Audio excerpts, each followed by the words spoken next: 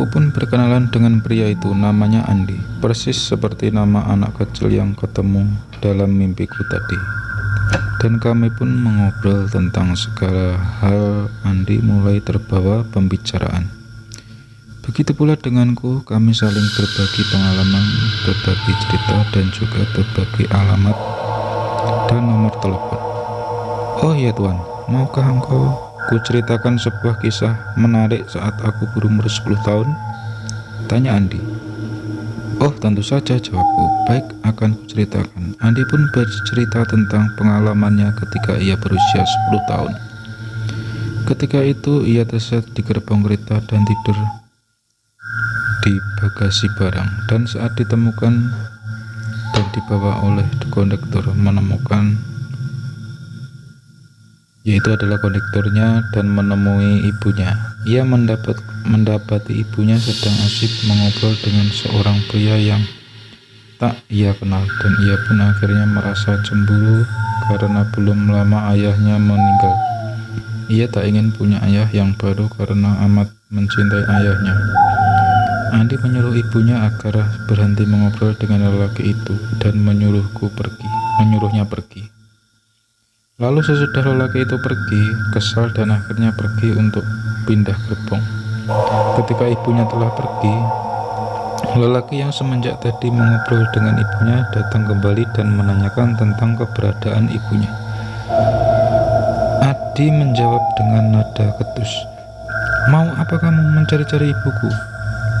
Lagi pula apa urusanmu menanyakan di mana ia berada? Toh kamu kan bukan ayahku." Aku merasa bersalah dengan perbuatanku terhadap lelaki itu dan ingin rasanya aku memohon maaf atas sikap kasarku dulu kepadanya. Andi menutup ceritanya. "Lalu, di mana ibumu saat ini?" tanyaku. "Ibuku pindah gerbong dan ternyata ia pindah ke gerbong belakang beberapa saat setelah aku tertidur. Aku merasa aneh dan beranjak dari tempat dudukku. Tiba-tiba terjadi tabrakan antara kereta yang kutumpangi dengan kereta lain. Saat itu aku berada di gerbong 3 dan selamat, sedangkan ibuku rupanya tewas karena ia pindah ke gerbong belakang yang hancur akibat tabrakan itu. Aku amat menyesal. Seandainya saja aku membiarkan ibuku tetap mengobrol dengan pria itu, mungkin ibuku tak akan pindah gerbong dan menyusul ayahku ke alam baka." Andi menjelaskan panjang lebar untuk kesekian kalinya. Oh, aku turut bersedih atas pengalaman yang amat menyedihkan, ujarku bersimpati. Dalam hati aku berpikir, mungkinkah aku melenggang ke masa lalu selama aku tertidur? Ataukah mimpi itu hanya kebetulan saja? Boleh aku tanya sesuatu? Tanyaku. Oh ya, silakan, jawab Andi. Aku ingin tahu, saat kau terbangun sebelum kecelakaan itu, kau tahu di mana pria yang duduk di hadapanmu? Tanyaku.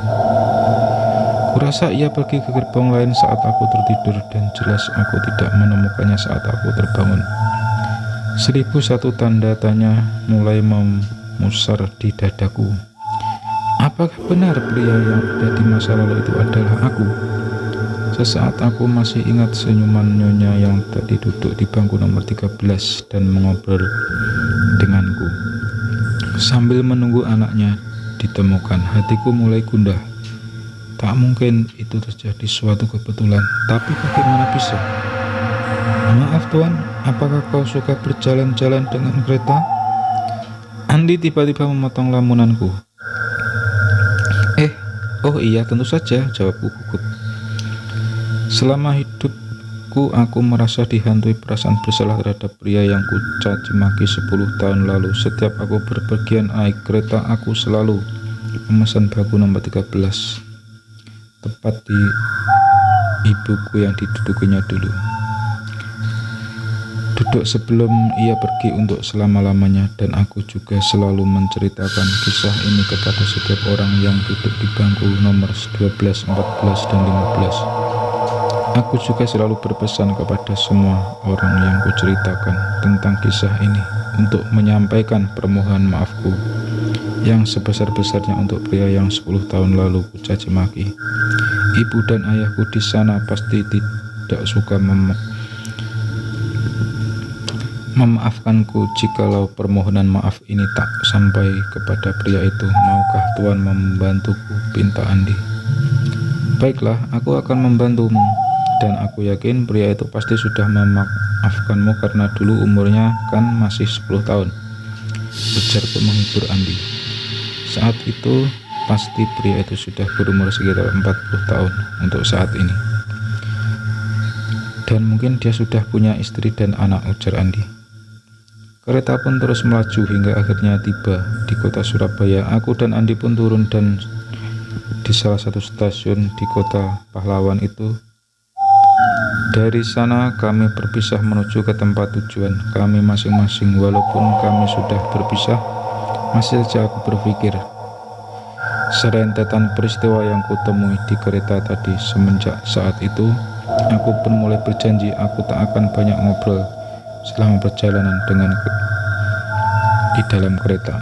Aku juga nggak bakal lagi tertidur di bangku kereta. Mungkin aku bisa mengusir kebosanan dan perjalanan dengan membaca-baca buku sambil minum kopi dan atau melihat-lihat pemandangan sepanjang perjalanan. Tapi ups, tak kusadari kedua ikatan tali sepatuku terlepas. Aku pun berjongkok untuk menalikannya kembali. Namun saat aku berjongkok, dua bunga coklat jatuh dari sakuku. Aku mulai berpikir, dari mana coklat-coklat ini? Aku merasa tak pernah membeli coklat sepanjang perjalanan. Aneh-aneh saja yang terjadi hari ini.